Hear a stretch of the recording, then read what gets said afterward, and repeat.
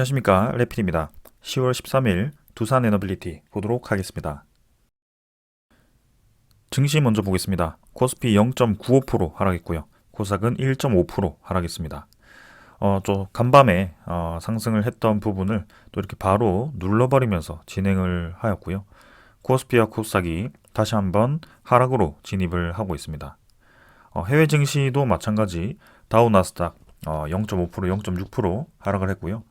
니케이 상해 조합 모두 좋지 않은 분위기로 진행이 되었습니다. FOMC에 대한 금리 인상에 대한 압박인데요. 결국에는 9월 달에 미국의 소비자 물가 지표, CPI 지표가 3.7%로 어제 예상치보다 상회를 하였습니다. 그래서 시장에서는 아직까지도 인플레이션에 대한 그런 경계감이 있고요. 러시아 우크라이나 전쟁을 비롯해서 지금 이제 중동 전쟁까지 확전이 될 우려에 그런 이 물가 상승이 조금 더 예상이 되는 상황입니다. 그래서 계속해서 시장이 혼란스럽다라는 느낌이 들고 있고요. 이런 CPI 지표에 대해서 FOMC가 또 이제 어떤 선택을 할지는 더 봐야 될 것 같습니다. 11월 달에 이제 결정이 될 건데요. 이 CPI 지표가 사실 이렇게 예상치보다 올라갔지만 근원 물가 지표는 4.3%에서 4.1%까지 감소를 하면서 아직도 뭐 4%대이긴 하지만 그래도 근원적인 그런 물가 지표는 떨어지고 있다. 이렇게 생각하시면 되겠습니다.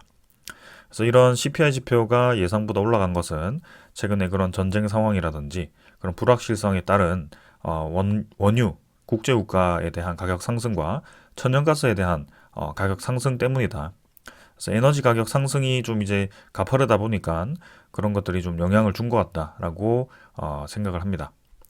그래서 FOMC 11월 달에도 사실 금리 인상을 공격적으로 하기보다는 이 현상 유지를 할 가능성이 충분히 있고요.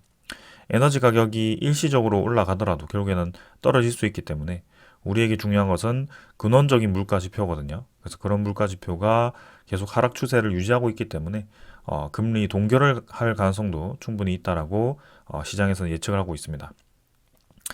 자, 그러나 지금 이제 그런 이 소식에 대해서 계속해서 우리나라 증시는 많이 지금 하락을 하고 있는 상황이고요.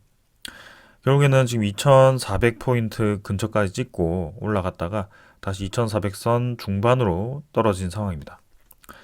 2,650선까지 7월 달에 올라갔던 부분인데요. 그때부터 해서 지금 N자로 굉장히 크게 증시가 떨어져 있는 상황입니다.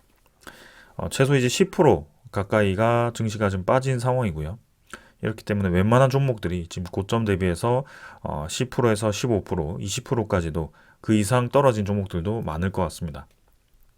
그래서 좀 장기적으로 이런 증시에 대한 흐름을 좀 지켜보아야 되는 상황이고요.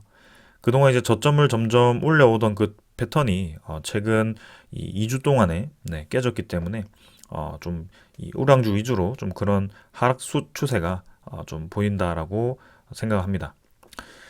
자, 문제는 이제 이런 이 지표가 이제 버텨줄 것인지, 우리나라 증시가 좀 이제 그런 압박 속에 좀 유지를 해줄 것인지가 중요하고요. 사실 이제 그런 이 악재들, 그런 이 금리 인상에 대한 마무리가 좀 이제 나오더라도 이전처럼 아주 급등을 하는 장이 오기는 쉽지는 않을 것 같습니다. 시장 자체에 일단 유동성 자금이 풀려야 되기 때문에 전반적으로 이제 그렇게 전부 좀 올라가기 위해서는 이 금리 인하가 적어도 이제 시작이 돼야 된다라고 생각을 하고요. 그런 시기는 2024년 정도라고 좀 생각을 합니다. 그래서 올해까지는 계속 이런 코스피가 좀 이렇게 2600선과 2400선을 왔다 갔다 하면서 좀 형성이 되지 않을까라는 생각이고요. 박스피라고 하죠. 그런 움직임이 지속이 좀 되고 있습니다.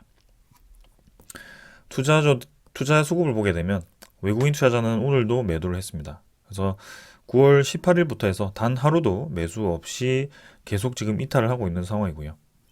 우리나라 증시에 이렇게 쭉 빠진다라는 것은 굉장히 좋지 않은 신호라고 볼 수 있겠습니다. 크게 매도하지 않지만 그래도 야금야금 지금 계속 빠져나가고 있고요. 그런 상황 속에 이 외국인 투자자에 대한 단비 같은 그런 매수세가 좀 필요한 상황입니다. 그래서 그만큼 지금 시장이 불확실하고 좋지 않은 분위기다라고 생각을 하시면 될 것 같고요. 기관 투자자도 오늘은 2,800억을 매도하면서 빠져나갔습니다. 코스닥도 오늘 크게 하락을 했고요. 822포인트까지 다시 떨어졌습니다. 크게 떨어진 만큼 급등도 빠르지만 다시 떨어질 때도 이렇게 큰 폭으로 떨어지고 있고요. 여전히 이제 하락폭에 대해서 메워주기 위한 움직임이 부족합니다.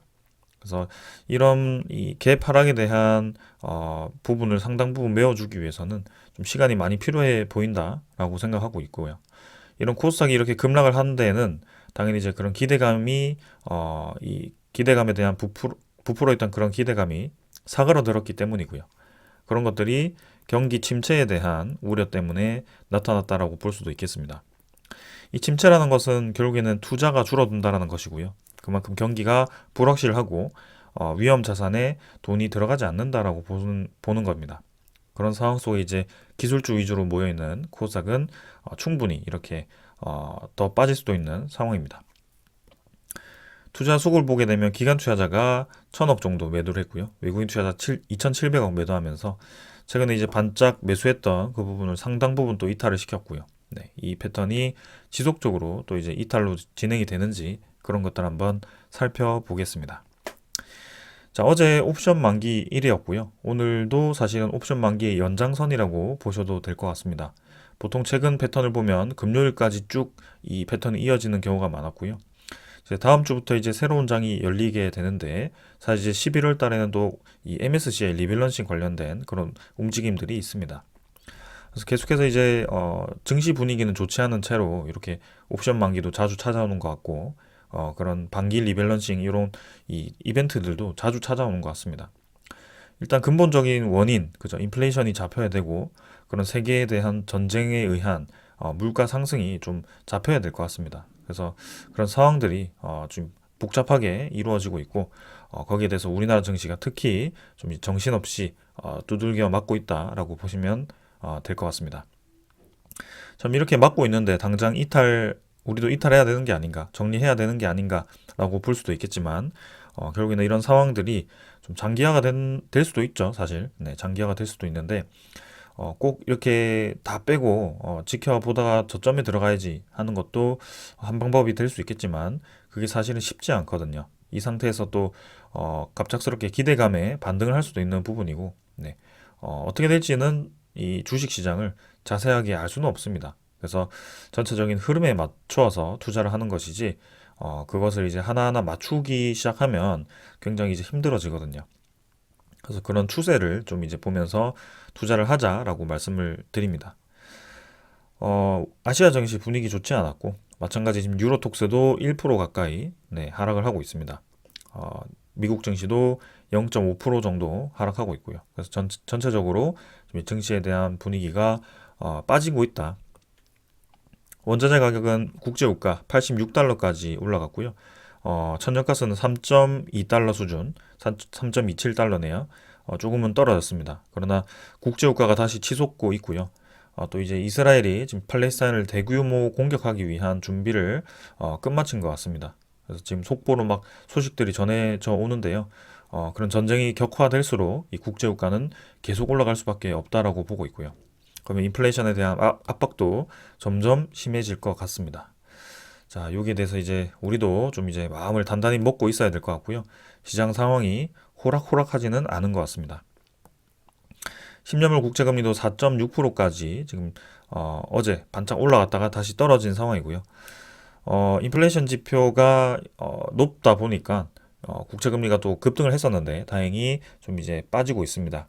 4.6% 수준으로 다시 진입이 되었고 아무래도 FOMC에 대한 기준금리에 대해서 좀 눈치를 보는 것 같거든요. 그래서 미국 10년물 국채금리가 시장금리에 해당되는데 이 시장금리가 어떤 방향을 선택할지는 일단 더 보도록 하겠습니다.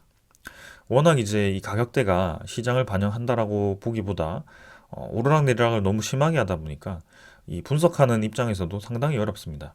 그래서 단기 특히 한 달 동안의 이 흐름도 예상을 하지 못할 만큼 굉장히 흔들리기 때문에 우리는 좀 무게를 잡고 좀 마음을 단단히 먹고 지켜보아야 되는 상황입니다. 자, 일단 시장 분위기 좋지 않다라는 결론이고요.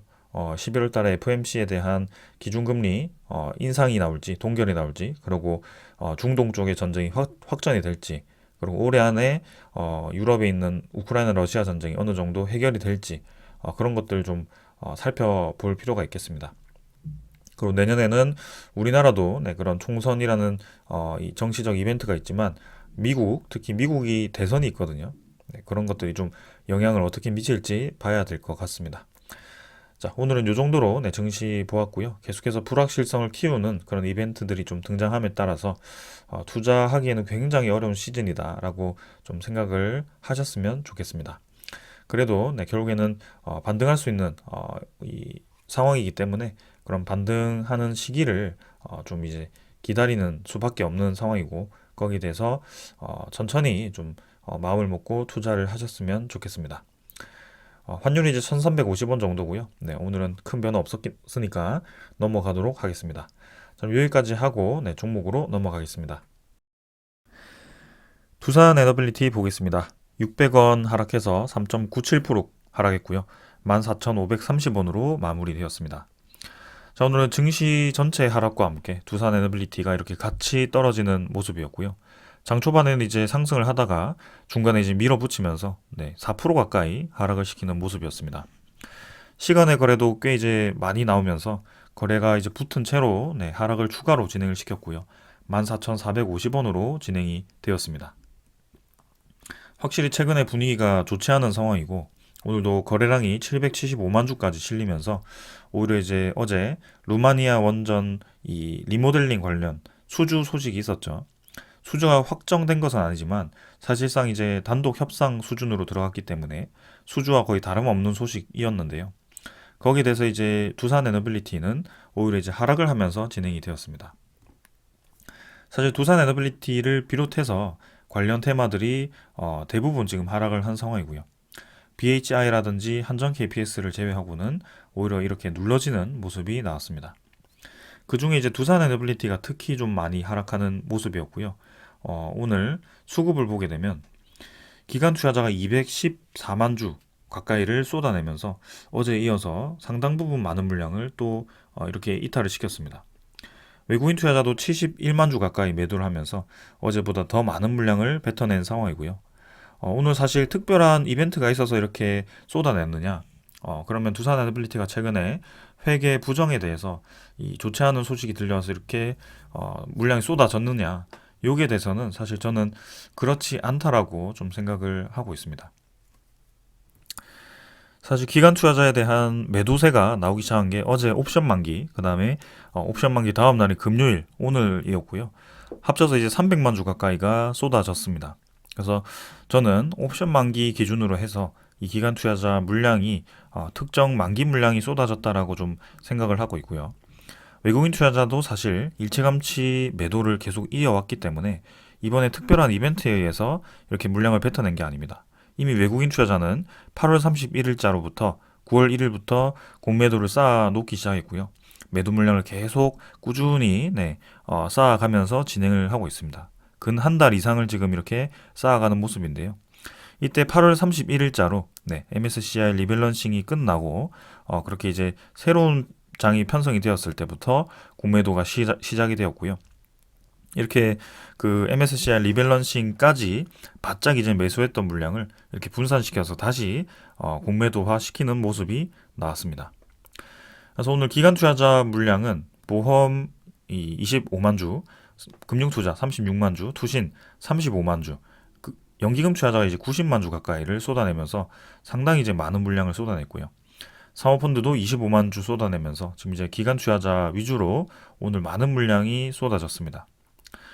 투신도 그렇고 연기금 투자자도 그렇고 보험 투자도 그렇고 어제부터 해서 많은 물량을 쏟아내기 시작했고요. 특히 연기금 투자자는 지금까지 계속 매수를 이어왔습니다. 그래서 9월 달에는 9월 말까지 꾸준히 이제 물량을 모아왔는데요. 그 물량을 지금 한 번에 털어내는 모습이죠. 근데 연기금 투자자가 이번만 이렇게 특별하게 매도를 했던 것이 아니라 이전에도 갑작스럽게 잘 모아오던 물량을 한 번씩 툭툭 털어내는 기간이 있었거든요. 그때도 이렇게 연기금 투자자가 갑자기 포지션을 바꿔서 매도를 쏟아내는 시기가 있었습니다.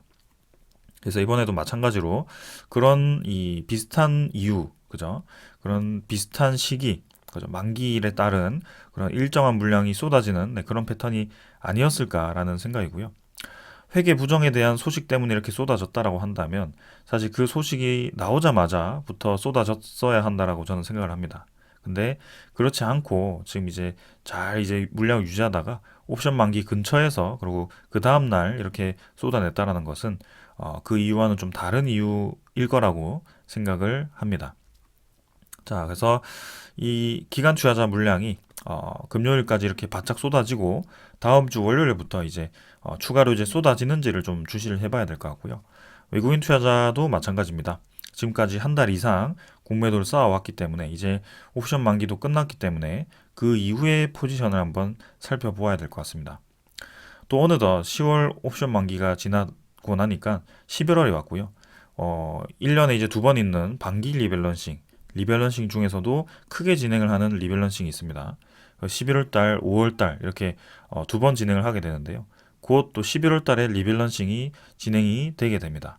그래서 11월 중순까지 그 편성에 대한 결정이 될 건데요. 또 그때까지 이런 외국인 투자자가 물량을 어떻게 움직이는지 또 지켜보아야 되는 상황입니다. 자, 계속 이런 이벤트가 벌어지는 와중에도 시장 전체 분위기가 좋지 않다 보니 조금 더 눌러지는 모습이고요. 이미 두산 에너빌리티가 바닥 라인을 다 깨고 지금 이제 추가로 떨어진 상황입니다. 그래서 우리가 잘 지켜오던 14,000원 라인까지도 지금 이제 도달을 한 상황이고요. 사실 이전에 반등을 하기 시작하고 찍었던 그 저점 밑으로 주가가 눌러진 상황입니다. 그래서 굉장히 이제 좀 생각보다 많이 떨어지고 있는데요.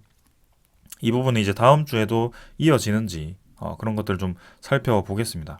그래서 특이한 상황이긴 하거든요. 이 두산 에너빌리티만 이렇게 쏟아지면서 눌러진 것이 아니라 코스피 전체에 대한 증시가 지금 갑작스럽게 이렇게 10% 이상 뚝 떨어져 버리니까 대형주 위주로의 그런 하락이 불가피한 상황이었고요.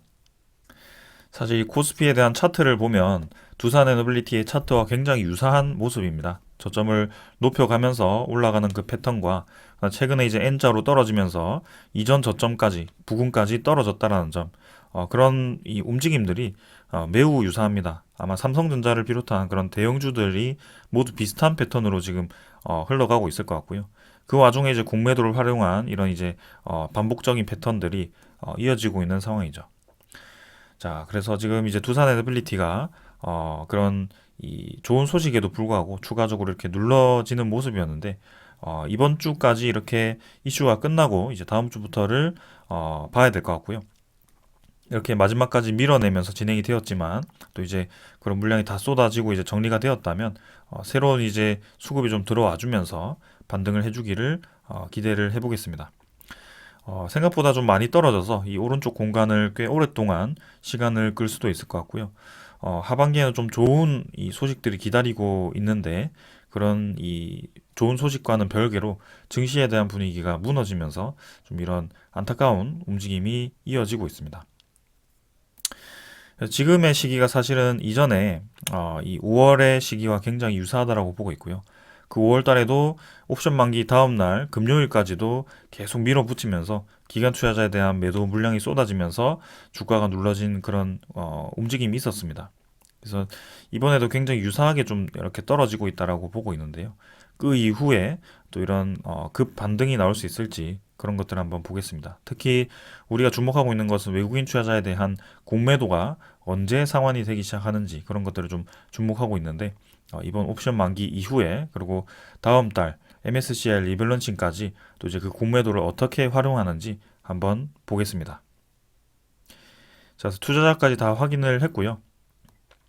자, 거래량이 지금 또 실리면서 이렇게 떨어졌는데 아직까지는 거래량이 부족합니다. 그래서 그 거래량이 어디까지 또 이제 이렇게 횡보를 하는지 그런 것들 한번 살펴보겠습니다.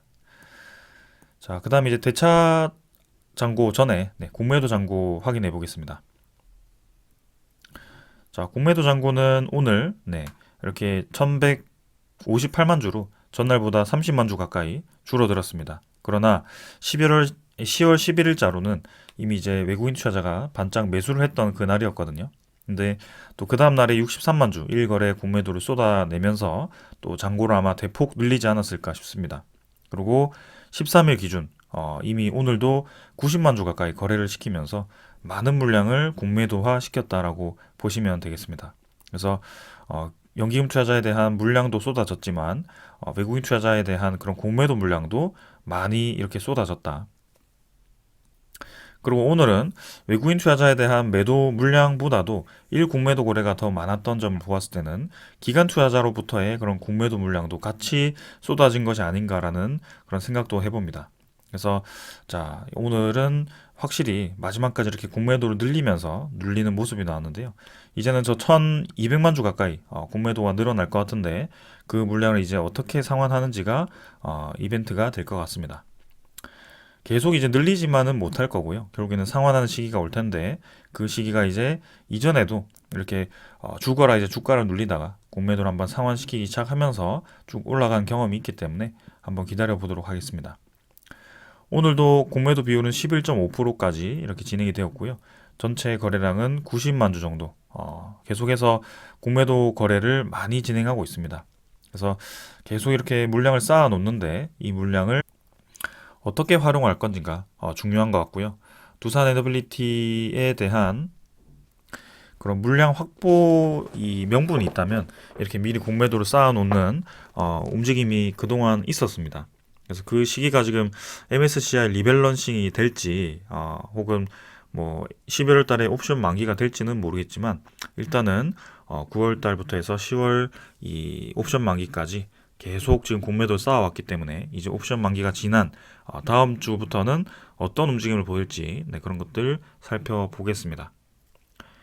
대차정고는 지금 이제 집계가 되지 않았는데 오늘도 이제 체결은 많았습니다. 그래서 체결 상위 종목 근데 오늘 상위 상원 종목에도 지정이 되었고요. 체결이 이제 100만 주, 상환이 98만 주 진행이 되면서 차이는 뭐 18,000주 정도 체결이 많았습니다. 그래서 2,860만 주 정도로 대차 정고도 계속 많이 높게 유지가 되고 있는 상황이고요. 아무래도 공매도 잔고가 높다 보니 대차 잔고도 같이 지금 높아 있는 상황이고 이 움직임이 이제 같이 상환이 되기 시작하는지 그런 것들을 한번 살펴보겠습니다. 거래안을 보시면 오늘 NH투자증권으로부터 매도가 좀 많이 나오는데요. 사실 반대 매수도 좀 이제 많이 나온 상황이었습니다. 어김없이 신한증권에서 매도가 쏟아졌고요. 네, 장 초반에 이제 주가를 눌리는 수급은 항상 신한증권 창구였습니다. 그래서 최근 60일 동안에 이 물량 집계를 해보면 이미 모간서울과 신한증권, JP모간 창구로부터 1000만 주 이상이 쏟아졌습니다. 그래서 그동안 공매도 잔고가 늘어났던 그 물량 대부분이 이 세 투자자로부터 나왔다는 것이 확실한 상황이고요. NH투자증권, KB증권 이렇게 이제 매수 상위에 위치한 수급도 오늘은 매도 창구로 나오기 시작하더라고요. 그래서 NH투자증권 물량 나왔고요. KB증권에서도 물량이 좀 나오면서 아무래도 투신 투자자가 KB증권이라고 저는 알고 있고 NH투자증권이 연기금 투자자가 이용하는 이 수급으로 알고 있습니다. 미래에셋도 마찬가지고요. 그래서 그쪽으로 오늘 이제 새로운 창구로 기관 투자자 물량이 좀 쏟아졌다. 근데 그게 장기화될 수 있는 물량인지 단기화로 이제 쏟아진 물량인지 이제 둘 중 하나가 결정이 될 텐데 저는 후자라고 보고 있습니다. 단기로 쏟아진 물량이라고 보고 있고 다음 주부터는 큰 물량 쏟아지는 거 없이 좀 이어지지 않을까 싶습니다. 자, 일단은 계속해서 분석해 보겠습니다. 외국인 추적 물량은 70만 주 매도해서 73만 주까지 또 이제 증가를 했고요. 최근에 이 외국인 매도 물량이 마지막에 이제 다시 회수가 되는 모양새였지만 오늘은 그런 움직임은 없었고요. 오히려 더 많은 물량이 쏟아지면서 70만 주 이상 이렇게 매도가 쏟아졌습니다. 외국인 보율이 12.49%까지 지금 하락을 한 상황이고요. 13.8%에서부터 지금 이제 공매도를 쌓아가지고 약 1.3% 정도의 물량을 공매도로 지금 거의 채워놓은 상황이고요. 외국인 투자자가 그만큼 적극적으로 지금 두산 에너빌리티 주가를 눌리고 있는 상황입니다. 그래서 다음 주부터 해서 그 흐름을 한번 볼 거고요. 분명히 지금 우리가 공매도 잔고와 그런 주가에 대한 흐름 추이를 보았을 때 이미 공매도 물량이 많은 쪽으로 치우쳤기 때문에 그동안 이제 쌓아왔던 물량을 상환하는 시기가 분명히 올 거라고 보고 있습니다. 자, 그래서 그런 것들 한번 주시를 해보겠습니다. 자, 그 다음은 오늘 이제 기관 투자자 물량이 쏟아지고 외국인 투자자 물량이 최근에 이제 쏟아지면서 이 분식 회계에 대해서 다시 한번 보게 됩니다. 그러나 제가 엊그제도 좀 말씀을 드렸던 것 같은데요. 이 분식 회계라는 것과 회계 위반 뭐 이 정도가 있는데요. 사실 이 두산 에너빌리티가 진행한 이 회계 반영이 사실은 잘못이라고 볼 수 있다면 볼 수도 있는 그런 이 상황이기도 합니다. 그러나 고의적으로 이제 분식 회계를 했느냐 안 했느냐가 이제 중요한 시점인데요. 그거는 이제 아니라고 판단이 되는 상황입니다. 지금 이제 계속해서 이렇게 기사를 내면서 주장을 하는 것이 내부에서 이제 자료를 획득을 했다라는 것인데요. 그 내부에 대한 자료는 두산 에너빌리티가 2019년 재무 결산 전인 2020년 초에 대표이사와 재무 최고 책임자 등이 참석한 회의에서 실무진이 2019년 기준 손실액과 향후 발생할 예상 손실을 보고한 문건을 확보를 했다라고 합니다. 그래서 재료 단가 등 공사 원가가 계속 증가하고 있다는 내용을 주기적으로 적은 내부 보고서도 확인을 한 것으로 알려졌다고 합니다. 그래서 이거를 가지고 이제 미리 손실에 대해서 파악을 했는데도 2017년, 18년, 19년에 손실 반영을 하지 않았다라는 것이 금감원의 지적이었고요. 거기에 대해서 이제 분식 회계라고 주장을 하고 있는 겁니다. 근데 두산 에너빌리티는 당연히 두산 에너빌리티 입장에서 생각해 본다면 대표이사라든지 그런 주요 책임자들에게 보고를 당연히 해야죠. 지금 손실이 발생할 수 있는 상황이 만들어졌는데 그걸 이제 손실이 발생하고 나서 보고서를 작성해서 보고를 하는 것이 아니고 미리미리 보고를 하게 됩니다. 네. 여러분들도 그건 잘 아실 거라고 생각하고 있고요. 합리적인 생각인 거죠. 그 사실 이 보고 문건이 손실을 예상을 했다라고 이제 당연히 알 수 있는데 손실을 이제 확정 지은 것이 아니기 때문에 굉장히 이제 모호한 상황이거든요. 그래서 두산 에너빌리티에 대한 이 의견이 충분히 저는 일리가 있다라고 보고 있고 이게 이제 벌금까지는 갈 수 있어도 중대한 이 위반 분식 회계라고 인정될 만한 고의성이 인정될 만한 그 건수까지는 아니라고 생각을 하고 있습니다. 지금 이제 19일에 3차 이제 감리가 벌어지고 다음 달 초에 그리고 이제 증권 선물 위원회인가요? 네, 그렇게 이제 거기서 최종 결정을 하게 될 것 같은데요. 아무래도 이제 벌금이 예상이 됩니다. 네, 이런 상황을 분명히 이제 금감원에서 문제를 지적한 지점이 있다면 앞으로 이제 예상 손실액도 반영을 하라라는 의미에서 이런 벌금을 낼 가능성이 높아 보이고요.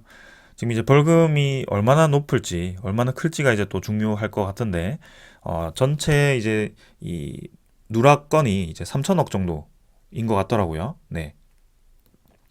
네, 그 3천억 중에 이제 벌금에 대한 퍼센트가 있기 때문에 그 퍼센트가 사실 그리 높지는 않습니다. 역대 최대라고 하더라도 최대 이제 20% 수준인데요. 우리가 생각하는 막 아주 두산 에너빌리티의 심각한 정도는 아니기 때문에 정말 많다면 600억 이 안쪽으로 진행이 되지 않을까 싶습니다.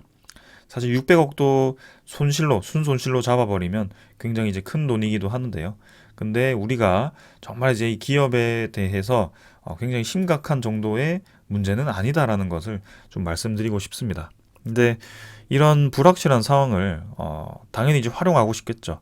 두산 에너빌리티 주가가 떨어지길 원하는 세력들은 이런 상황들을 계속 이용을 할 것 같은데 그런 이 확실한 시기가 지금 이제 다음 달 초까지 좀 가야 되는 상황이라 조금 이제 답답하기도 하지만 결국에는 큰 문제 없이 넘어갈 가능성이 높아 보입니다. 네.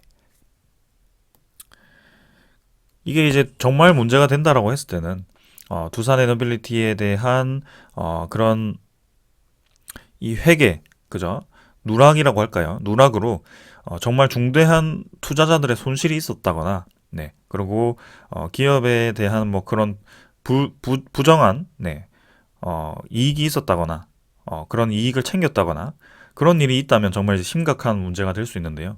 요건 사실 두산 에너빌리티 입장에서 제3자의 입장에서 본다면 이익을 챙길 수도 있는 구조도 아니었고요. 주주 입장에서 이미 2020년 당시 2019년, 2018년에 모두 이제 주가가 계속 떨어지고 있던 상황이었습니다. 예, 그래서 그 이 3천억 원을 한꺼번에 반영했다라고 해서 그때 이제 주가가 엄청나게 급락을 한 것도 아니었고요. 오히려 2020년에는 주가는 반등을 했습니다. 네, 그래서 그런 입장에서 본다면 이 두산 에너빌리티에 대한 중대한 그런 영향을 미치는 이 회계의 반영이 아니었다라고 결론을 낼 수 있습니다. 그래서 합리적으로 본다면 지금 심각한 상황은 전혀 아니다, 절대 아니다라고 생각을 하고 있고요. 그런 이제 결론이 좀 이제 잘 나기를 바라해 봅니다. 그래서 두산 에너빌리티뿐만이 아니고 대우 이 조선해양이었나요? 그 건도 있었고요. 셀트리온 건도 있었고요. 이렇게 이제 좀 의심을 받는 상황들이 있었는데 결국에는 고의성에서 다 이제 벗어나서 그렇게 좀 벌금형으로 갔었습니다. 그래서 두산 에너빌리티도 그렇게 좀 진행될 거라고 보고 있고 우리는 이 상황에 대해서 일단 다음 달 초까지 한번 지켜보고 지금은 여기보다도 앞으로에 대한 이 두산 에너빌리티에 대한 가치에 조금 더 집중을 하자라고 말씀을 드리겠습니다. 자, 요 정도로 이제 넘어가고요. 자, 우리나라 대통령이 이제 하반기에 좀 여기저기 미팅이 좀 많습니다. 네, 11월에는 이제 영국 쪽에 국빈 방문을 하게 되고요. 12월에는 네덜란드에 국빈 방문을 하게 되고요. 사실 이제 10월 달에도 UAE 대통령이 우리나라를 방한하게 되어 있었는데 하필 또 중동 전쟁이 저렇게 발발을 하면서 이 국제 정세 때문에 지금 이제 UAE 대통령 방한이 좀 밀렸습니다. 중동에 대한 이벤트들이 지금 사실 10월 달에 좀 기대가 되고 있었거든요. 근데 그런 상황들이 참 이제 그 전쟁 하나 때문에 지금 이제 막혀버린 상황이고 조금은 우리에게 운이 좀 따르지 않고 있구나라는 생각이 좀 듭니다. 일단 그런 상황이 지금 완전히 무마된 것이 아니고 좀 이제 연기되었다라고 보시면 될 것 같고요. 그런 상황들에 좀 주가가 좀 이렇게 눌러지고 있다라고 보시면 되겠습니다. 자, 11월 달에 이제 영국 존슨 투자부 장관이 이제 이 부장관이 이렇게 우리나라 국빈 방문에 중대한 기회라고 얘기를 했습니다. 그래서 이제는 이 한국과 이 무역을 확대시켜야 된다라는 얘기를 하면서 어, 자유무역 협정에 대한 업그레이드 협상을 예고를 했습니다. 그러면서 이제 에너지 분야에 대한 협력도 기대를 했는데요. 한국의 대기업인 두산, 세아 쪽과 이제 원자력, 그 다음에 해상풍력과 수소에너지 등 영국이 추진 중인 사업에 한국이 파트너가 될 수 있다라는 얘기도 하였습니다. 그래서 계속해서 이제 영국과 그런 에너지 관련 협약을 진행을 하고 있고요. 특히 두산 에너빌리티는 원전에 대한 주기기를 공급할 수 있고, 그리고 암모니아 관련해서 지금 영국과 MOU 체결도 진행을 했었기 때문에 그런 후속 계약도 좀 이제 기대가 되는 상황입니다. 자, 그다음에 이제 우리나라 내부적으로 에너지 공단이 이제 재생에너지 선정 시장을 공고를 했다라고 합니다. 드디어 이제 해상풍력이 본격적으로 이렇게 공고가 나왔고 내년부터 해서 그 착공에 들어가는 프로젝트들이 굉장히 많을 것 같습니다. 그래서 그 전에 이제 사업자들이 선정이 될 것 같은데 이미 이제 LS 전선 같은 경우는 그런 해저 케이블 같은 사업자로 다 선정이 되었습니다. 그래서 오늘도 이제 베트남 쪽 소식과 함께 급등을 하고 있던데 일단은 그 이외에 이제 해상풍력에 들어가는 터빈 기업들, 그다음에 모노파일 기업들, 그리고 그런 이제 EPC 기업들이 이제는 주목을 받을 것 같습니다. 자, 2023년 풍력과 그다음에 하반기 태양광 경쟁 입찰을 이제 동시 공고를 하게 되었고요. 해상풍력 같은 경우는 1.5기가와트를 공고를 하면서 상당히 이제 관심을 많이 받게 되었습니다. 어제도 말씀드렸지만 두산 에너빌리티는 8메가와트급 국내 시장에서 국산화 터빈을 지금 이제 생산을 준비를 하고 있고요. 이미 하나를 만들어서 실증 사업을 진행 중이죠. 근데 이제 큰 문제 없이 이제 잘 넘어가는 것 같고 어제도 제주 해상풍력 쪽에 4메가와트급이었죠. 네, 그렇게 이제 8메가와트급이 공급이 될 것 같습니다. 그리고 두산 에너빌리티가 사업권을 가지고 있는 영광 쪽에, 전라남도 영광 쪽에 그 사업권 두 개를 가지고 있거든요. 그래서 그것도 이제 수백 메가와트 수준이기 때문에 충분히 공급이 가능합니다. 그리고 지멘스 감회사가 이미 큰 사업권을 따냈는데 거기에 14메가와트급 모델을 두산 에너빌리티가 나세를 조립하게 되거든요. 네. 그런 건들이 지금 이제 내년부터 해서 본격화 될 거라고 생각을 합니다. 그래서 이제는 대형 원전에 대한 수주도 중요하지만 이렇게 국내 해상풍력 그리고 베트남 쪽의 해상풍력에 대한 시장이 본격화 할 거라고 보고 있고요. 그리고 LNG 쪽에도 가스터빈 쪽으로 지금 이제 두산 에너빌리티가 국산화를 성공했죠. 그래서 당장 이제 10월 달에 LNG 관련 소식이 지금 사우디 쪽으로 좀 기다리고 있는데 조금 더 기다려야 될 것 같고 그다음에 분당 열 병합 발전소 추가 수주를 또 기다리고 있는 상황입니다. 내년 초에는 울산 쪽이고요. 울산 쪽에 가스터빈 쪽을 또 이제 기대를 하고 있습니다. 그래서 계속해서 이렇게 건수들이 줄지어서 기다리고 있는데 사실 좀 야속하기도 합니다. LS 전선 같은 경우는 그런 이 베트남에 대한 사업 이 협력 소식과 함께 거의 상한가 가까이 올라가는 모습인데 이 관련 두산 에너빌리티와 같은 그런 에너지 관련 주기기 관련 기업들이 지금 힘을 좀 못 쓰고 있는 상황입니다.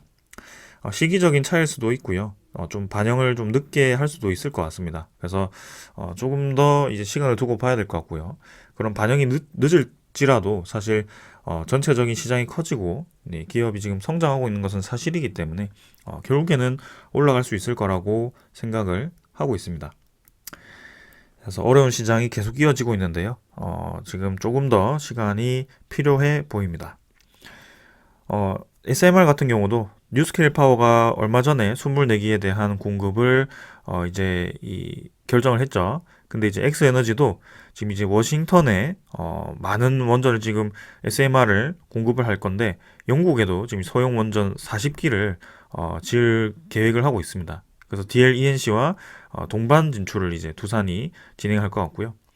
영국 기업과 차세대 원전 건설에 대한 MOU 체결을 하면서 이제 뉴스케일 파워뿐만이 아니고 엑스에너지도 본격적으로 이렇게 시장에 뛰어드는 모습입니다. 그래서 우리가 충분히 이 두산 에너빌리티, SMR 쪽의 글로벌 파운드리 역할을 할 수 있을 것 같고요. 분명히 지금 시장이 커질 거라고 기대를 하고 있고 그런 이제 반영이 되고 있는데 주가가 좀 뒤늦게 반영되는 느낌이라 좀 아쉽기도 합니다.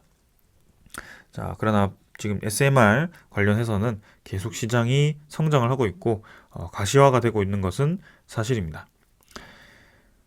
그다음 마지막은 이제 웨스팅하우스 관련 소식인데요. 웨스팅하우스가 이제 이 대형 원전을 떠나서 또 이제 롤스로이스와 웨스팅하우스사가 이렇게 이 SMR 연료 설계 계약 체결을 하게 됩니다. 웨스팅하우스사는 지금 이제 이 300메가와트급 모델을 만들고 있죠. 그래서 지금 이제 성능 검증을 하고 아마 그런 설계까지 인정을 받아야 납품이 가능할 텐데요. 일단 영업을 하고 있더라고요. 그래서 이미 이제 이 체코 쪽과 이 300메가와트급 모델을 계약하기 위한 준비를 하고 있고요. 웨스팅하우스사가 확정된 것은 아니지만 체코 쪽에서는 SMR 관련 300메가와트급을 검토하겠다라는 얘기를 했습니다. 그래서 뭐 300메가와트급 SMR을 생산하는 기업이 몇 없기 때문에 웨스팅하우스사가 유력하기도 해 보이고요. 지금 이제 대형 원전과 SMR을 병행하고 있다는 것도 보여집니다.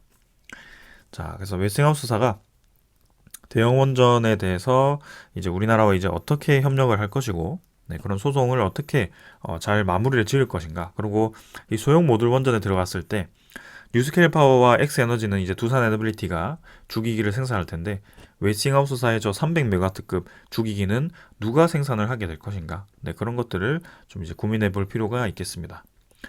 자, 오늘 이 정도로 이제 설명을 다 드렸고요. 자, 주가가 이제 날이 갈수록 떨어지고 있습니다. 네, 그러나 한 가지 말씀드리고 싶은 것은 굉장히 어려운 시장이다. 코스피조차도 이미 2600선, 2500선 깨고 2400선도 사실 위태위태한 그런 시기이다. 그리고 두산 에너빌리티를 비롯한 관련 우량주들이 지금 사실 몇 달 전의 가격대로 다 회귀를 한 상황이다. 그러고 지금은 이 옵션 만기라든지 네, 그런 일시적인 이 매물에 의해서 좀 떨어진 경향도 없지 않아 있어 보인다. 네, 그리고 마지막으로는 외국인 투자자에 대한 공매도가 이미 많이 늘어나 있는 상황에서는 이제는 더 급격히 늘어나기보다는 좀 이제 줄어들어야 되는 시기가 올 텐데 그 시기를 좀 기다려 보자. 이렇게 좀 정리를 하겠습니다. 이 가격대가 계속 크게 오르지도 않고 네, 계속 기다렸더니 이제 떨어지면서 또 짜증도 나실 것 같습니다. 저도 당연히 기분이 좋지는 않고요. 어, 사실 이제 수익을 낼 수 있다면 낼 수 있는 구간도 충분히 있었는데요. 계속 이제 기다리고 있는 상황입니다. 물량은 이제 계속 모아가고 있고요. 결국에는 우리가 지켜보는 상황은 올해 안에 딱 정리를 해야 된다라고 보는 것이 아니기 때문에 좀 이제 길게 보는 입장이기 때문에 지켜보고 있는 상황이고요. 이렇게 이 죽어라 떨어지던 구간이 사실 이전에도 있었다라는 점, 그런 것들을 보았을 때 분명히 이제 다시 올라갈 수 있다라고 생각을 할 수 있고, 그러면 이제 두산 에너빌리티에 대한 성장성에 문제가 있는지 없는지만 우리가 계속 판단을 하면 될 것 같습니다. 저는 성장성은 계속 있다라고 보고 있고요. 이 회계 분식 내용도 사실은 일시적인 이벤트에 불과하다라고 생각하고 좀 잘 넘어갔으면 하는 바람입니다. 저는 여기까지 하겠습니다. 감사합니다.